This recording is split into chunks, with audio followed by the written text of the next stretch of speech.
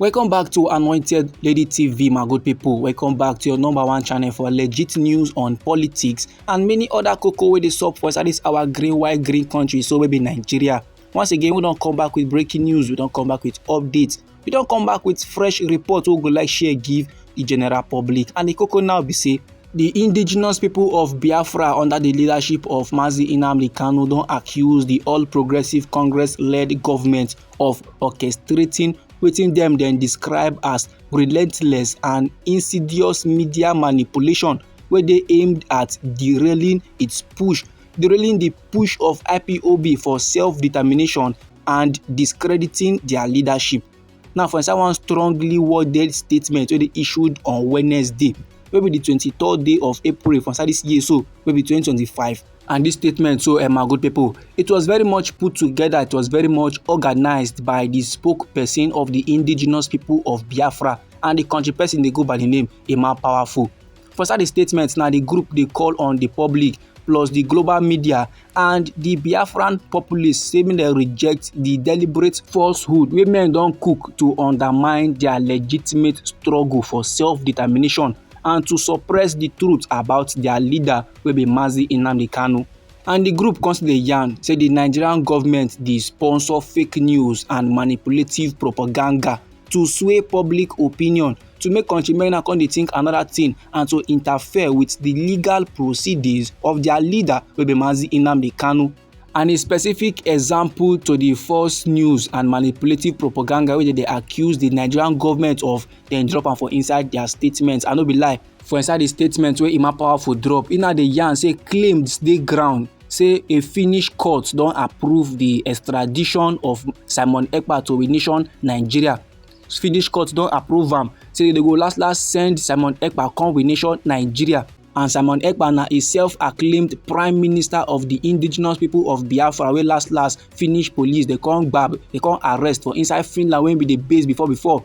And then arrest the man because say in dey promote violence, in dey promote katakata, in dey promote terrorism activities through his social media accounts. Now onto the claims of his extradition, Emma Powerful dey yarn for inside their statement. Say these developments now, IPOB dey label am as a glaring example of this orchestrated scam.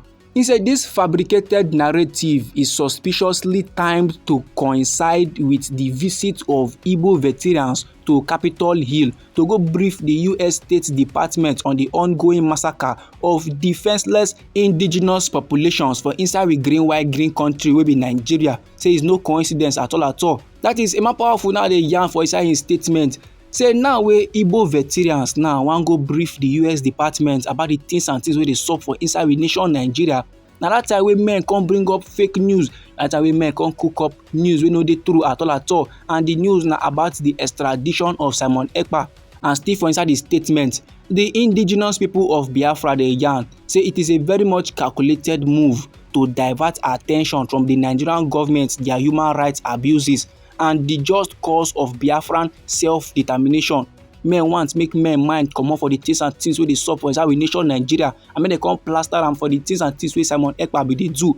And the normal thing wey Simon Ekpa was arrested for na charges of terrorism, charges of assisting Jaguda men now to do things and things for inside we nation Nigeria, even as Simon Ekpa dey for far Finland. So e come pass if men dey cook up talk now to stain the white of Biafra, to stain the white of Mazi Nnamdi Kanu, so that men go see reasons to still keep Mazi Nnamdi Kanu in the Department of the State Services, maybe DSS. But however, my good people, the indigenous people of Biafra now don further clarify their position regarding Simon Ekpa. Dem now don come outside call the yarn they give the general public the way they take the reason Simon Ekpa. Dem now don dey yarn dey give countrymen how dem take dey see Simon Ekpa and who Simon Ekpa be to them. According to how Emma Powerful take arrange and put for inside his statement, he say he want to dey very much clear, he want to be crystal clear on the matter. Simon Ekpa is not and has never been a member of the indigenous people of Biafra. The group now dey yarn say Simon Ekpa wey be the self-acclaimed prime minister of IPOB, him by himself don publicly declare, and no be once, no be twice, no be thrice, on multiple occasions, say him dey operate independently. That is, he no even recognize Mazi Nnamdi Kanu as the leader at all. He now dey push his own gang wey dey known as Biafran Liberation Army. And still for inside the statement, Emma Powerful, wey be the spokesperson of IPOB now, don dey label the organisation of Simon Ekpa as a proxy tool manipulated by Nigerian politicians, particularly within the All Progressives Congress. IPOB come still dey let men dey know say the group wey Simon Ekpa dey pilot is being used to sow chaos, is being used to perpetrate violence, is being used to cause sabotage, is being used to spoil the credible effort of IPOB. And as Simon Ekpa don by himself confess am for inside a Finnish court say him na con ten t creator o, that dey further dey expose his lack of legitimacy, and that dey expose his true motive as an agent wey men don pay to cause wahala. And also, the IPOB now don dey draw ear, dey sama warning dey give the media against amplifying wetin dem dey call false narrative. According to how the indigenous people of Biafra take yarn, they say any person or any group or any entity wey dey promote or wey dey create fake news about Simon Ekpa as a representative of the indigenous people of Biafra, that person, that group, that entity don join the All Progressives Congress-led government, and their agenda na to distort, their agenda na to destroy, their agenda na to tumble the truth and create injustice. After every the group now come dey reaffirm their commitment to non-violent advocacy. Dem now dey yarn say IPOB dey remain resolute in their non-violent pursuit of Biafran self-determination through a United Nations supervised referendum. And Emma Powerful now come conclude his statement with a call to the international community plus human rights bodies and global observers to join them in exposing and condemning Nigeria's tactics of deception. He said the Biafran struggle is a noble quest for freedom. So the group now come dey declare say e no get any amount of propaganda, e no get any amount of falsehood wey men wan put up, wey men wan cook, wey go extinguish the flame of their resolve. Like this now, they don plaster for self-determination. And as they dey push, as they dey call, as they dey advocate for referendum, they go continue to dey do am on a peaceful manner. The indigenous people of Biafra no want wahala at all at all. This my good people, na the informate I wan share give the general public.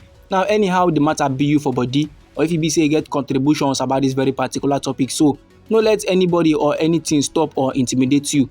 Feel free make you put down your comments inside our comment section. And if you be say you like this update and you would like to receive more, then sharply make you subscribe to Anointed Lady TV. And don't forget to put on the notification bell so that as we dey bring more news, they come your side, now you go first receive the updates and you go even get them sharp. And also try make you dey share the news, give your family and friends, make them too get updates on wetin dey sup for inside with nation Nigeria. Now may they come back with more news, may they come back with more reports, may they come back with more updates for you, my good people. Try make it no go anywhere.